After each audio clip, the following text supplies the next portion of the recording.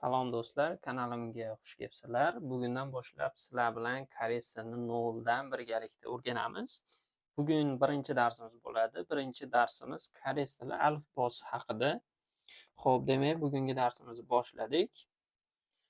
Koreys tili alifbosida umumiy 40 ta harf mavjud. Demak, bularni 19 tasi undosh, 21 tasi unli harflar hisoblanadi.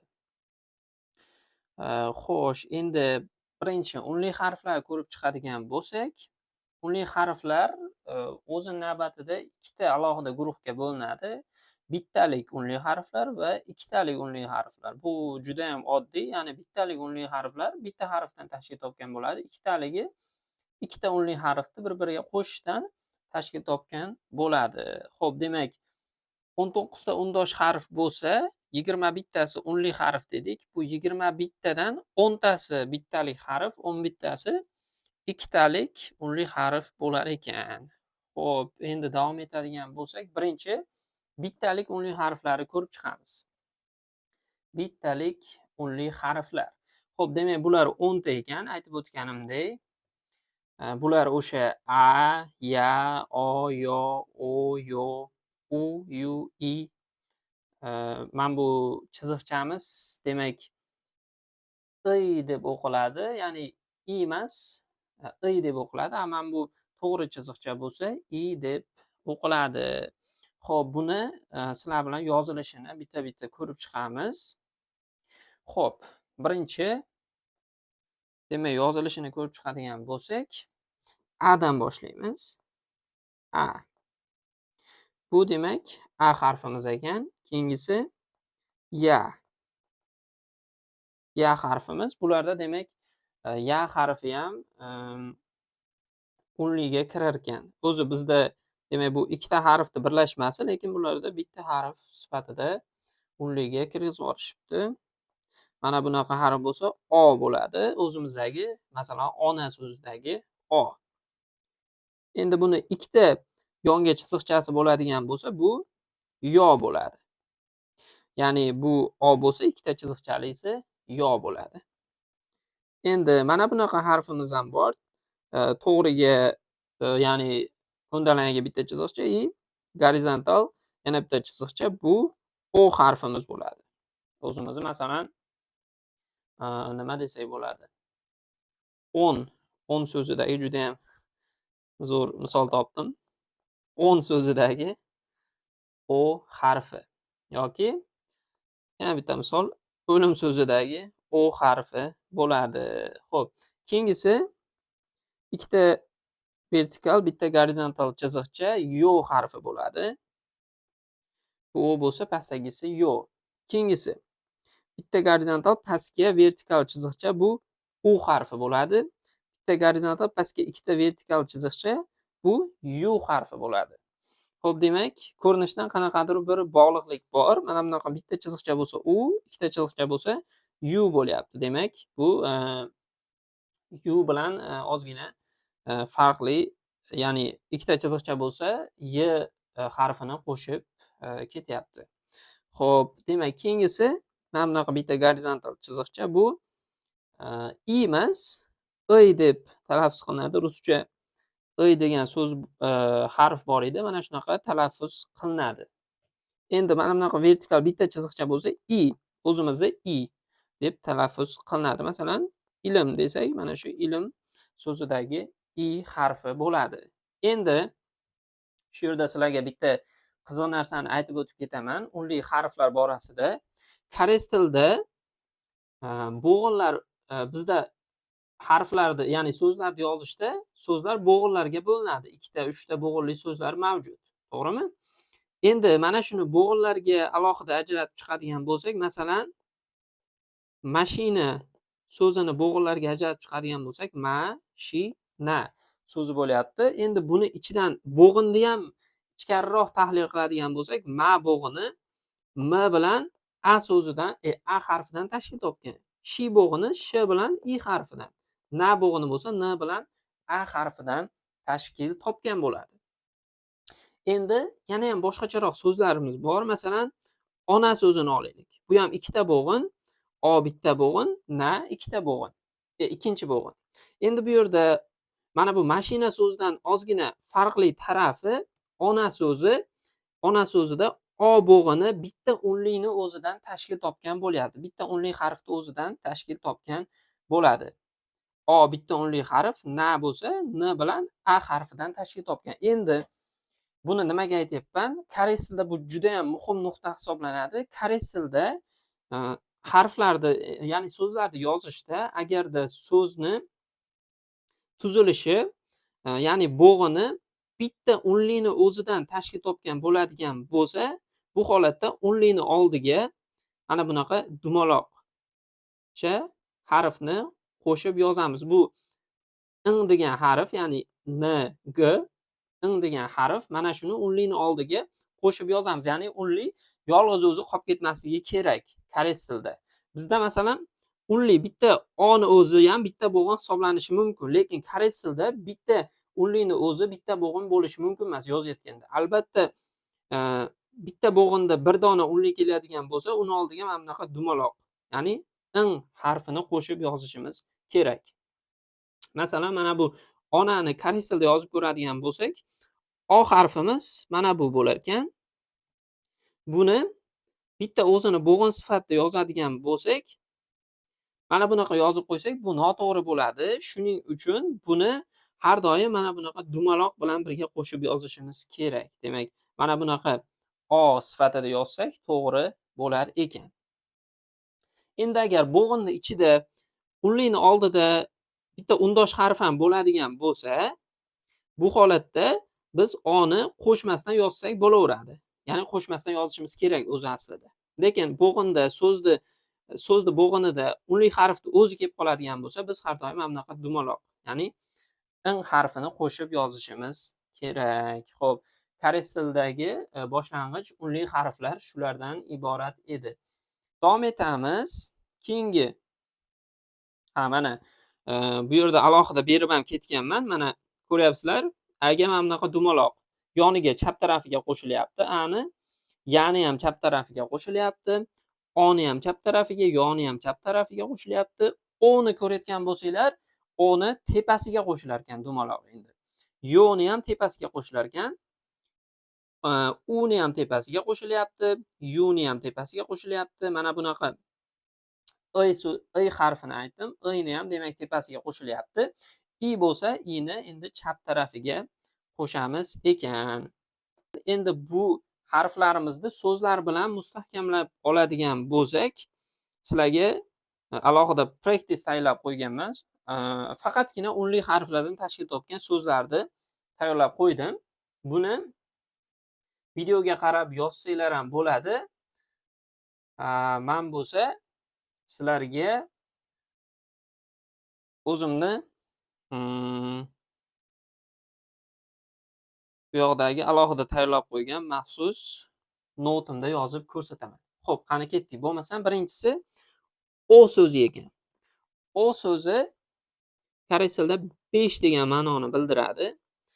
Ko'ryapsizlar, bu yerda bitta bo'g'in kelyapti. Bitta bo'g'inli so'z bo'lganligi uchun va bo'g'inning ichida bitta unlik harf qatnashganligi uchun buni o'zini yolg'iz qoldirib bo'lmaydi. Shunga biz har doim mana bu dumaloq harfini, ya'ni ing harfini qo'shishimiz kerak. Endi keyingisi i.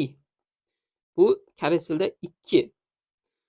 Bu so'zimiz o'qilishi oddiygina i deb o'qiladi. Ya'ni bu o'zi ko'rib turibsizlar, bitta unlik harfni o'zidan tashkil topgan, lekin bu ham bitta so'z hisoblanadi. I so'zi.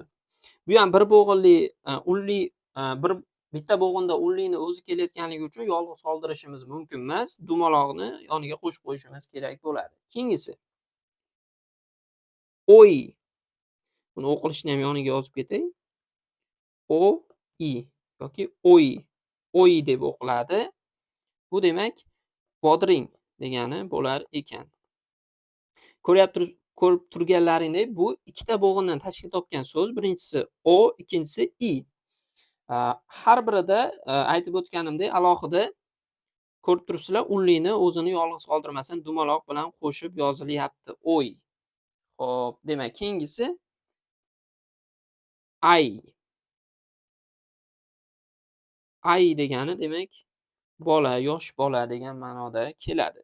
Bunda ham o'sha qoidamiz ishlayapti. Bir bo'g'inda unlikni o'zi kelsa, hech qachon uni yolg'iz qoldirib bo'lmaydi. Dumaloq belgini, ya'ni ing belgisini qo'shib yozishimiz kerak. Keyingisi uyu. Uyu degani sut degani. Bunda ham yana o'sha qoida ishlayapti. Bir bo'g'inda unli kelsa, bitta o'zini yozib bo'lmaydi. Har doim ing harfini qo'shib yozishimiz kerak. Keyingisi yov. Yov degani tulki degani ekan. Bunda ham yana o'sha aytgan qoidam ishlayapti. Xo'p, biz esa davom etamiz. Practice'imiz tugadi. Buni sizlar bir martadan yozmasdan iloji boricha 4-5 martadan qayta-qayta yozib chiqqanlaring o'zlaringga juda ham katta foyda bo'ladi. Buni birdaniga o'rganib bo'lmaydi. Asta-sekin 2-3 kun mana shunaqa qaytarib yozish orqali o'rganish mumkin. Xo'p, biz davom etamiz. Undosh harflarga o'tamiz endi. Unli harflarni qisqacha tanishtirib o'tdik. Endi xo'p, hozir ko'rgan bo'lsanglar, unli harflarni bor yo'g'i 10 tasini aytib o'tdik. O'zi aslida biz unli harflar 21 ta degan edik. Bulardan 10 tasi bittalik, 11 tasi ikkitalik edi. Biz birinchi bittaligini o'tamiz, chunki oddiyroq. 11 talik ikkitaligini, ya'ni 11 dona ikkitalik harflarni biroz keyinroqqa surib turamiz. Xo'p, endi undosh harflardan davom etamiz darsimizni. Undosh harflar. Xo'p, undosh harflar ham o'sha unli harflarga o'xshab ikkita turga bo'linar ekan. Bittalik undoshlar, ikkitalik undoshlar. Jami undoshlar 19 ta bo'ladigan bo'lsa, bulardan 14 tasi bittalik undosh, 5 tasi ikkitalik undosh hisoblanar ekan. Biz har doimgidek bittalik undoshlarni ko'rishdan boshlaymiz. Demak, bittalik undosh harflar jami 14 ta. Bularni demak alohida bitta yozib chiqamiz sizlar bilan. Xo'p, birinchi notimizga o'tamiz. Qisqacha bularni tanishtirib o'tadigan bo'lsak, bittalik undosh harflar. Xo'p, yozuvimni tushunyapsizlar degan umiddaman. Bittalik undosh harflar jami 14 dona. Xo'p, qani boshladik. Birinchisi mana bunaqa belgi, ya'ni tepadan bitta chiziq, pastga bitta chiziq. Bu to'rtburchakni yarmi degandek gap. To'rtburchak yarmi. Xo'p, buni K yoki G deb o'qiymiz. Holatiga qarab, ba'zida K, ba'zida G deb o'qilishi mumkin. Endi buni hozir aniq aytish qiyin.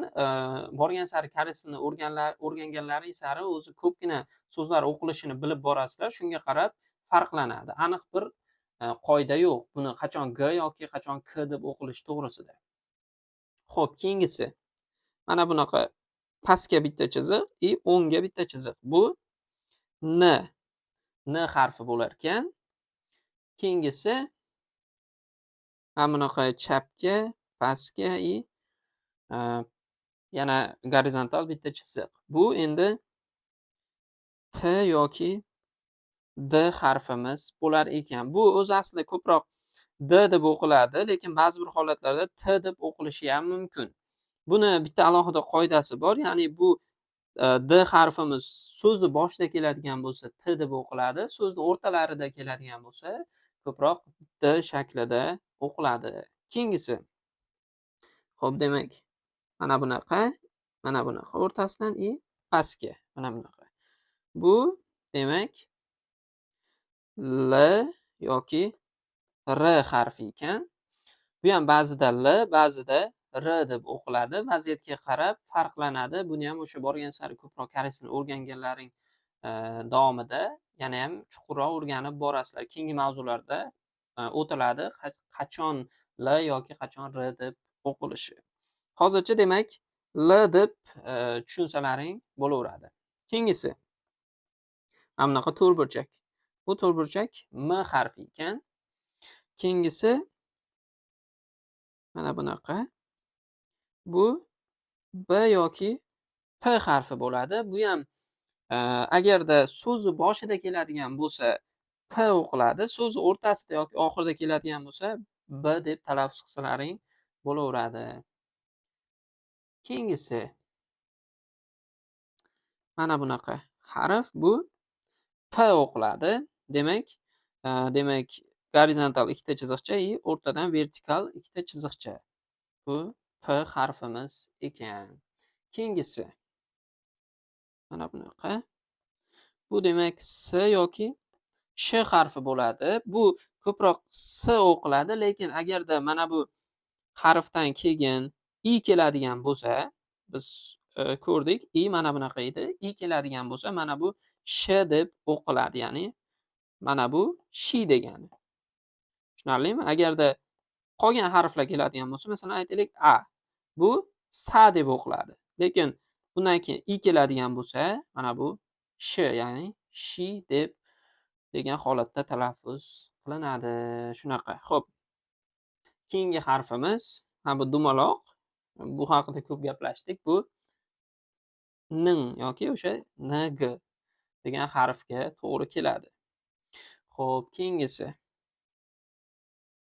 mana bu harf. Bu S ga o'xshaydi, lekin tepasida mana bunaqa shapkachasi bor. Bu J yoki Ch deb o'qiladi vaziyatga qarab. So'zni boshida kelsa Ch deb o'qiladi, so'z o'rtasida keladigan bo'lsa J deb o'qiladi. Keyingisi J ga juda ham o'xshab ketadi, faqat yana ham tepasida kichkina mana bunaqa chiziqchasi bor. Yoki boshqacha, yana ham boshqacharoq qilib yozsak bo'ladi. Bundoq qilib yozsak ham bo'laveradi. Bu ham ikkalasi ham bir xil ch deb talaffuz qilinadi. Keyingisi mana bu k yoki g harfimizga o'xshaydi, faqat o'rtasida mana bunaqa bitta chiziqchasi bor. Bu haqiqiy k. Rosmana k deb talaffuz qilinadi endi bu. Xo'p, keyingisi mana bunaqa d harfimizni o'tdik. Tepada T yoki D ni endi o'rtasida yana bitta chiziqcha bo'lib qolar ekan. Bu endi rosmana T. Har doim T deb talaffuz qilinadi. Keyingisi mana bunaqa dumaloqda tepasida ikkita shapkachasi bor. Bu X. X deb talaffuz qilinadi. Bizda X ni o'zi aslida juda ham bir urg'u berib qattiqroq aytiladi, lekin koreys tilida X ni ba'zida umuman aytmay o'tib ketishi ham mumkin. Masalan, hapshida degan so'z bor. Bu qilaylik, bajaraylik degani. Buni aytayotganda ba'zida hapshida deydi, ba'zida hapshida yoki oddiyroq o'sha apshida deb aytib ketishi ham mumkin. X ni ba'zida talaffuz qilmasdan o'tib ketishi ham mumkin. Bu oddiy holat juda ham. Bizga o'xshab X ni juda ham urg'u berib, qattiq talaffuz qilishmaydi. Buni ham o'zlaring uchun bilib qo'yganlaring yaxshi. Xo'p, keyingisi davom etamiz. Bittalik undosh harflar ko'rib chiqdik. Endi practice'imiz bor, takrorlash. Bu ham juda ham zo'r takrorlash. Bu yoqqa o'tamiz. Biz o'zimizning notimizda takrorlash menga qulay. Sizlarga o'zlaring bitta qog'oz qalam olib yozganlaring yaxshi. Xo'p, birinchisi namu degan so'z ekan. Ya'ni n a m u namu. Bu daraxt degan so'zimiz ekan. O'qilishini ham yozib ketay. Namu. Xo'p, endi bu holatda ko'rayotgan bo'lsanglar, unli bilan undosh qo'shilayotganda har doim ham yoniga qo'shib ketilavermaydi. Koreys tilida ozgina farqi bor. Masalan, n bilan a qo'shilayotganda yoniga qo'shilyapti. Amiz n yoniga qo'shilyapti. Lekin ko'rayotgan bo'lsanglar, m bilan u qo'shilayotganda u m ni pastiga tushyapti. Buni shunaqa e'tibor berib qo'yasizlar. Mana bu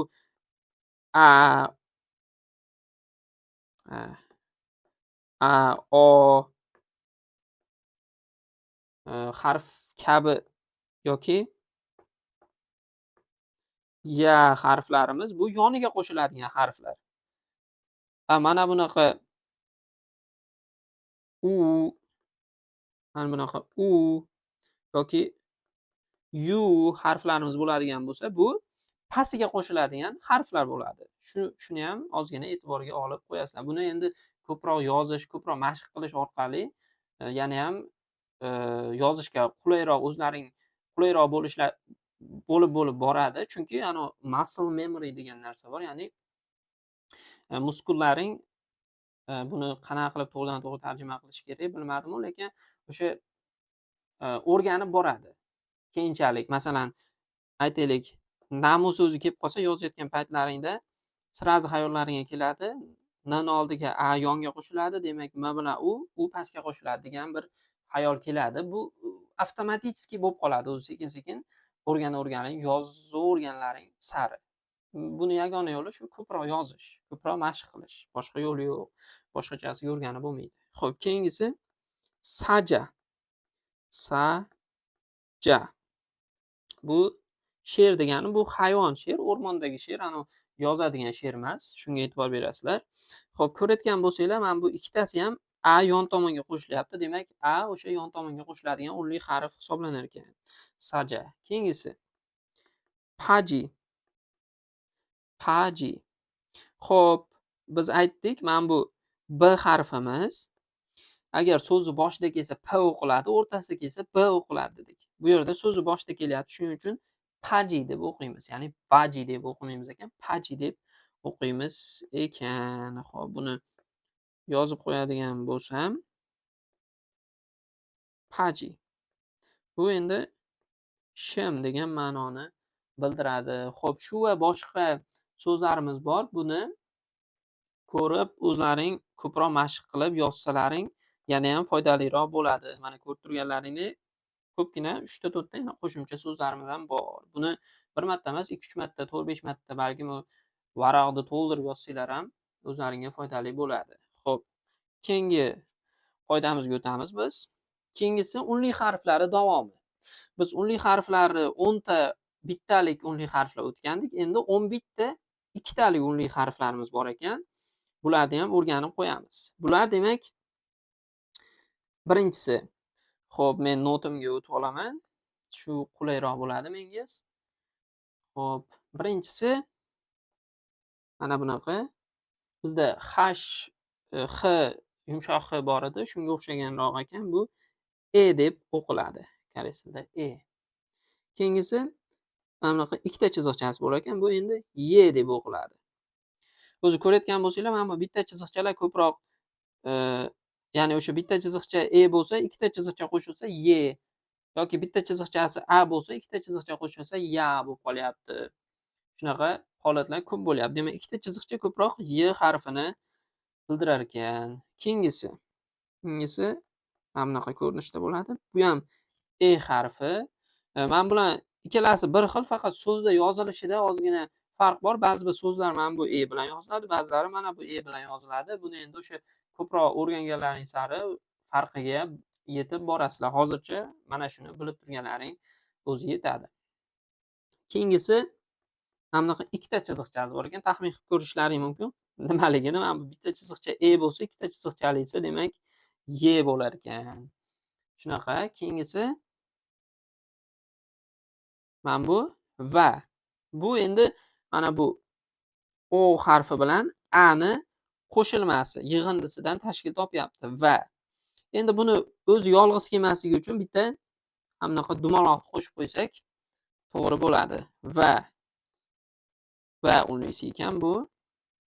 Keyingisi v. Ya'ni mana bunaqa o bilan mana bunaqa e dan tashkil topgan. V. Demak, bunga ham bitta dumaloq qo'shib qo'ysak, bitta o'zi bo'lmaydi. Xo'p, keyingisi yana bitta v ekan. Mana bunaqa bitta o dan bitta chiziqcha, ya'ni chiziqchamiz i edi. Bu ikkalasini yig'indisidan yana v harfimiz hosil bo'lar ekan. Bunga ham bitta dumaloqchani qo'shib qo'yamiz. Endi mana bu harfimiz u edi. U bilan o ni yig'indisidan vo harfi hosil bo'lar ekan. Bunga ham bitta dumaloq qo'shib qo'ysak bo'laveradi. Keyingisi u bilan e harfi.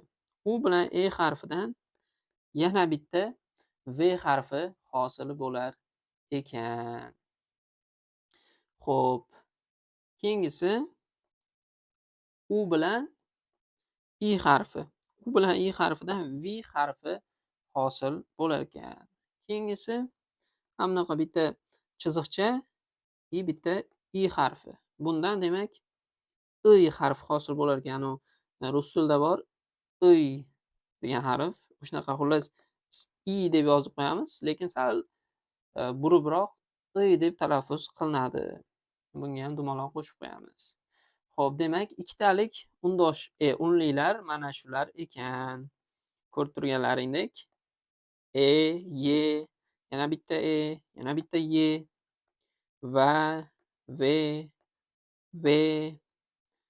vo, v, vi, y. Endi shuncha v'ni nima qilishar ekan bular desanglar, men ham bilmayman to'g'risi nima qilishini. Lekin har bir harfga o'zini joyi bor. Koreyslar o'zi tushunsa kerak talaffuzidagi farqlarni. To'g'risi biz chet eldan boshqa davlat tilini o'rganib, ya'ni o'sha ona tili boshqa til bo'lgan odam koreys tilini o'rganayotganda mana shu ikir-chikirigacha qulog'iga tushunib yetishi, ya'ni talaffuzdagi farqlarni eshita olishi juda ham qiyin. Endi bu narsa tabiiy holat. Buni to'g'ri qabul qilish kerak. O'zi aslida mana bu ikkita v'ni ham qanaqadir kichkina farqi bo'ladi o'zi aytishda. Balkim v deb aytish mumkin, v deb aytish mumkin. Ozgina farq bo'ladi, lekin umumiy ma'noda bir harf chiqarish uchun biz v deb aytib qo'yaveramiz. Sizlar ham v deb o'qib ketsanglar to'g'ri bo'laveradi. Xo'p, shunaqa gaplar. Biz esa davom etamiz, o'rtoqlar. 11 ta unlikni ko'rib chiqdik, ikkitalik unliklarni. Bularni ham o'zi yolg'iz qolmasligi uchun har doim mana bunaqa dumaloqchalarni qo'shib yozib qo'ysak to'g'ri bo'ladi. Xo'p, endi ikkitalik unliklarda ham practice bor ekan. Mana shu practice ham qilib ko'ramiz. Sizlar o'zlaring videoni to'xtatib qo'yib, shu joyda practice qilsalaring bo'laveradi. Men sizlarga bu yoqdan notda qilib beraman practice'ni. Xo'p, demak, mana bu g yoki k o'qiladigan harfimizga harfini qo'shsak, k degan so'z hosil bo'ladi. Bu demak kuchuk degan ma'noni bildirar ekan. Mana bu o'qilishi k bo'lar ekan. Demak, keyingisi mana bu s bilan i harfini qo'shsak, shi o'qilardi, bilsanglar. Shige bo'lsa, soat degan ma'noni bildirar ekan. Mana buni ko'rayotgan bo'lsanglar, mana bu k emas, g o'qilyapti endi. Shige. Bu ham hisobga olib qo'yasizlar. Demak, buni ham bir kichkina qoida yasab olsak bo'ladi. Mana bu harf ham so'zni boshida kelsa k o'qilar ekan, o'rtasida kelsa g deb o'qilar ekan. Demak, shunaqa qoida sifatida aytsak bo'lar ekan. Keyingisi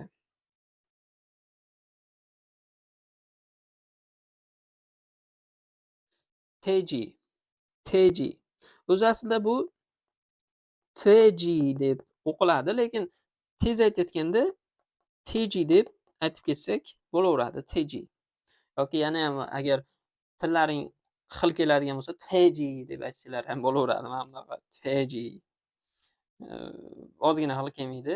Shunga oddiygina qilib teji deb aytib qo'ysalaring ham bo'laveradi. Xato bo'lmaydi. Demak, bu cho'chqa degan ma'noni bildirar ekan. Bu ko'p ishlaydi. Bilib olsalaring o'zlaringga foyda. Koreyaga kelgandan keyin mana shu teji degan yozuvdan ehtiyot bo'laverasizlar. Xo'p, demak, shunaqa. Keyingisi kavi degan so'zimiz qaychi degan ma'noni bildirar ekan. Mana bu yerda ko'rayotgan bo'lsanglar, endi na k ham, na g ham deyilmayapti. Kavi degan so'z bo'lyapti. Ya'ni k bilan qanaqadir g ni o'rtasida ham yoki bir yana ham kuchliroq kmi shunaqa holatda o'qilyapti. Kavi. Biz oddiygina kavi desak xato bo'ladi. Kavi deb o'qisak to'g'ri bo'ladi. Bu yerda ham yana bir o'qilishi ozgina boshqacharoq, lekin o'sha aytib o'tganimdek, sizlar buni k yoki g deb o'rganib ketsanglar bo'laveradi. Sekin-sekin yana ham ko'proq koreys tili bilimlaring oshgani sari buni ham farqiga boradigan darajaga yetib borasizlar. Xo'p. Shunaqa gaplar. Practice o'zlaring qolganini davom ettirib qo'ysanglar bo'ladi. O'rtoqlar, yana bir nechta so'zlar bor. Buni ham 4-5 marta yozib yoki bir 4-5 varaq yozib o'zlaring koreys tilidagi yozish mahoratlaringni yana ham oshirsalaring yaxshi bo'ladi. Xo'p. Endi keyingi qoidamizga o'tamiz. Keyingisi ikkitalik undoshlar. Biz tepada ikkitalik unlilarni o'tdik. Endi ikkitalik undoshlarga yetib keldik. Bu ham o'zini nomi bilan ikkita undosh harfni bir-biriga qo'shib, ikkitalik undosh harf hosil qiladi. Demak, bularni ham ko'rib chiqamiz. Bor yo'g'i 5 ta ekan, unaqa ko'p emas ekan. 5 dona xolos. Men sizlarga notimda ko'rib beraman bularni. Xo'p, davom etamiz. Mana bu K harfimizdan ikkita bo'lsa, K deb o'qilar ekan yoki ikkitalik K desak ham bo'laveradi. Ya'ni ba'zi bir joylarda mana bu K kelib qoladigan bo'lsa, mana shunaqa ikkita K kelib qoladigan bo'lsa, u ikkita K deb o'qilaveradi. Ya'ni aytaylik, tokki. Bu tokki. Ko'rayotgan bo'lsanglar, mana bu ikkita K holatida o'qilyapti. Tokki. Endi tokki degani quyon degani. Xo'p, keyingisi mana bu ikkita D yoki ikkita T desak ham bo'laveradi. Buni ham o'qishda ikkita T yoki bitta T holatida o'qiramiz. Bunga misol aytadigan bo'lsak, tal. Tal degani qiz degani, ya'ni o'zi qiz farzand degani. Shunaqa tal. O'qish ham bir g'alati, oddiy tal deb o'qib qo'ysa bo'lmaydi. Tal deb o'qish kerak. Tal. Shunda to'g'riroq bo'ladi. Koreyslar oddiygina tal desangiz tushunmasligi mumkin. Nima deyapsan deyishi mumkin. Tal desangiz keyin tushunadi. Shunaqa koreyslarda nyuanslar juda ham ko'p. Lekin yaxshi bo'lib ketadi, xavotir olmanglar. Bu qo'rqitish emas, hali zo'r bo'lib ketadi. O'rganaveringlar. Keyingisi ikkita B yoki ikkita P harfini qo'shishdan hosil bo'ladi P harfi yoki ikkita P harfi. Xo'p, bunga misol aytadigan bo'lsak, appa. Appa. Demak, bu yerda ikkita P kelyapti, appa deb o'qilyapti. Bu degani dada. Dada. Xo'sh, endi ko'rayotgan bo'lsanglar, bu ikkita bo'g'inga bo'linyapti. Birinchi bo'g'in mana bu bo'ladi-da. Endi o'zi aslida appa deb turib, xuddi birinchi bo'g'in ap, ikkinchi bo'g'in pa deb ko'rinayotgani bilan birinchi bo'g'inda mana bu deb olamiz. Ani o'zini olamiz birinchi bo'g'inga. Shuning uchun ani o'zi unli yolg'iz kelmasligi uchun biz har doim mana bu dumaloqni qo'shib yozishimiz kerak bo'ladi. Buni juda ham bir eslab qolishlaring kerak. O'rtoqlar, juda ham kerak bo'ladigan narsa. Xo'p, keyingisi P ni o'tib bo'lgan bo'lsak, S. Ikkitasi keladigan bo'lsa, buni ham o'sha S yoki Sh deb o'qirasizlar. Qachon Sh o'qishimiz kerak edi? Qachonki mana bundan keyin I harfi keladigan bo'lsa. Masalan, oldin oddiygina misolni ko'rib qo'yaylik. Sida. Sida. Sida bo'ladigan bo'lsa, yozmoq degan ma'noni bildiradi. Sida yozmoq. Xo'p, buni demak birinchi holatda oddiygina S deb o'qiyapmiz. Xo'p. Endi keyingisiga o'tib turamiz. Hozircha keyingisi Ch. Buni endi oddiygina Ch deb o'qiymiz ekan. Masalan, chige. Chige. Chige degani sho'rva degani. Masalan, kimchi chige degani bor. Kimchi chige. Bu kimchi sho'rva degani. Kimchi sho'rvani yeb yurmanglar, o'rtoqlar. Kimchi sho'rvaga go'sht qo'shilgan bo'ladi. Teji kogi, ya'ni cho'chqa go'shti, mol go'shti, har xil go'shtlar qo'shiladi. So'rasanglar go'sht qo'shilmagan deb berib yuborishi ham mumkin. Lekin go'sht qo'shilgan bo'ladi. Go'shtsiz tayyorlashmaydi bu kimchi chigeni. Shunga ehtiyot bo'linglar, o'rtoqlar. Shunaqa gaplar. Xo'sh, Koreyaga kelganlaringdan keyin ularni bilib olishlaring kerak. Shunaqa, endi yana bitta sizlarga kerak bo'lgan narsani aytib o'tishim kerak. Men bu undosh harflar bo'g'inda demaylik. Xo'sh, nima desak bo'ladi? Undosh harflar bo'g'inda deylik. Bo'g'inda o'zi keladigan bo'lsa, bunga mana bu I harfini qo'shimcha qilib yozib qo'yishimiz kerak. Ya'ni mana bu yerda ko'rayotgan bo'lsanglar, ikkita bo'g'in, birinchisi S, ikkinchisi D. Mana bu S'ni o'zi kelmasligi uchun biz mana bu I chiziqchasini qo'shib qo'yishimiz kerak. SD bo'ladi shunda. Yoki bo'lmasam qanaqa? Masalan, parida. Parida degani o'zi aslida mana bu bitta bo'g'in, mana bu ikkinchi bo'g'in, mana bu uchinchi bo'g'in. Bu holatda mana bu L yoki R harfimiz o'zi kelmasligi uchun, ya'ni parda deb o'zi kelmasligi uchun mana bu pastdagi chiziqchani qo'shib yoziladi. Parida deb o'qiladi. Shunda. Shunaqa har xil nyuanslari bor koreys tilida. Buni ham o'rganib qo'yishimiz kerak. Bizda harfni o'zi kelsa bo'laveradi-yu, masalan, undosh harfni o'zi kelsa. Aytaylik, ingliz tilida nice degan so'z bor. Ingliz tilini biladiganlar bo'lsa, bu yaxshi degani. Mana shuni koreys tilida yozmoqchi bo'lsak, nice yoki nice deb turib, mana shu holatda koreys tilida yozmoqchi bo'lsak, nice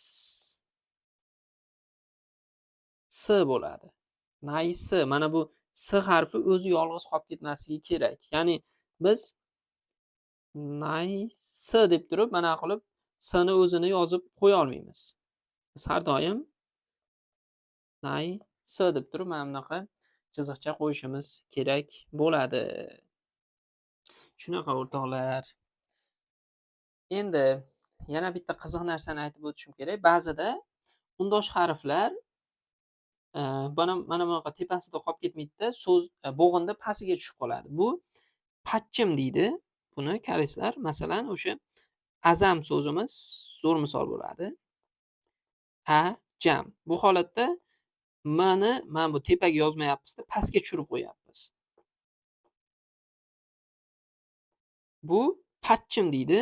Ya'ni pastga tushirgan holatda 3-harf bo'ladi bu. Aytaylik, yozayotgan paytda masalan,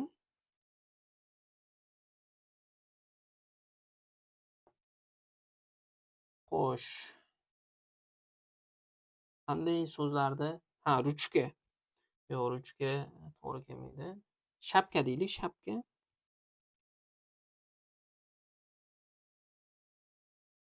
O'zbek tilidagi so'zlarda yozayotganim sababi tushunish osonroq bo'ladi-da. Shuning uchun o'zbek tilidagi misollardan foydalanyapman. Shuni koreys tilida yozmoqchi bo'lsak, shapka bo'lish uchun mana bunaqa ya dan foydalanamiz. Shunda shapka bo'ladi. Sapka emas, shapka bo'ladi shunda. Mana bu ham s emas, sh deb o'qiladi. Shapka desak, ko'rayotgan bo'lsanglar, mana bu p bor. P ni endi mana bundan bu yerga yozmasam, pastga yozishimiz kerak. Shapka. Ko'rayotgan bo'lsanglar, p pastga tushib qolyapti, yonga emas.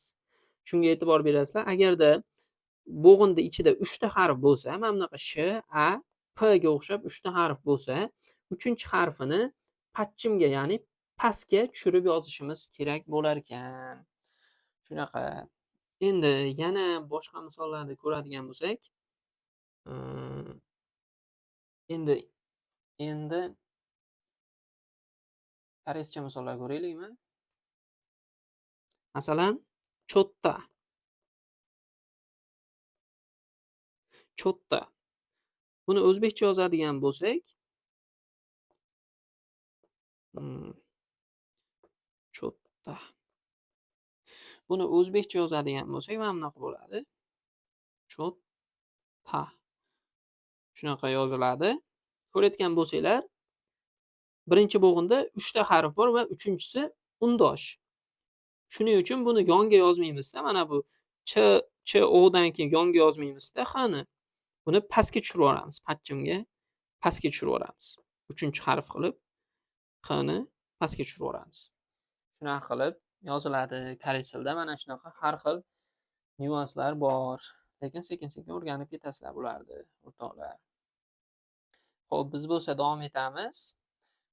Xo'p, harflarni hammasini ko'rib bo'pmiz. Sizlar uchun mana bunaqa 40 ta to'liq harfni yozib chiqdim hammasini. Mana shu yerda bor hamma harflar. Tepada ba'zi bir joylarda xato yozilib ketgan bo'lishi mumkin. Bu yerda to'g'ri yozilgan hammasi. Hozir tekshirib ko'ryapman, hammasi to'g'ri yozilgan. Mana shunga qarab, harflarni ko'rib, o'rganib yozishni o'rgansalaring bo'laveradi. O'rtoqlar, demak bugungi darsimiz shu yergacha ekan. Bugungi darsimiz sizlarga ma'qul keldi degan umiddaman. Keyingi darsimizgacha ko'rishguncha, darsimiz foydali bo'lgan bo'lsa, har doimgidek like bosib qo'yamiz, kanalga obuna bo'lib qo'yamiz va bundan tashqari sizlarga yana bitta e'lon. Bu mana shu fayl sizlarga kerak bo'lsa, Telegram orqali Ulug'bek Mahmudov uz kanalini topinglar va ana shu kanalga kiringlar. Shu kanalda mana shu faylni, ya'ni o'sha darsimizni faylini PPT holatida yuklab qo'yaman. Bemalol olib foydalansanglar bo'laveradi. Xo'p, o'rtoqlar, bugungi darsimiz shu yerda tamom. Keyingi darsgacha ko'rishguncha xayr, sog' va salomat bo'linglar.